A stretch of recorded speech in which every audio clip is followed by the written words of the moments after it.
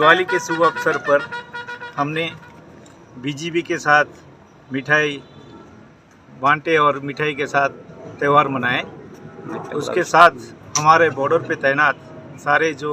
वीर जवान हैं उनके साथ भी हम लोग मिल के मिठाई बांट के ये हमारा परिवार की तरह हम दिवाली मनाते हैं। हर साल की तरह इस साल भी हम लोग ये बॉर्डर में आए हैं। जो लोग यहाँ पे अपने परिवार से दूर यहाँ पे अकेले में रह के देश सेवा में नियोजित है, जिनका घर के दूर रह के देश को सेवा करने का जो रिस्पॉन्सिबिलिटी दिया गया है उसको निभा रहे हैं, उनके साथ हम परिवार का मुख्य के हिसाब से बीएसएफ त्रिपुरा फ्रंटियर से मैं आके उनके साथ यहाँ से मिल के उनके साथ दिवाली मनाने के लिए आया था। सर, साथ ही साथ अब बांग्लादेश के साथ भी स्वीट एक्सचेंज हुआ है, तो इससे दोनों फोर्सों में कैसे कॉन्फिडेंस बिल्ड होता है और रिलेशन पे क्या असर पड़ता है आपको? बीएसएफ और बीजीबी जो बॉर्डर पे तैनात है दोनों प्रोफेशनल फोर्स है और हमारा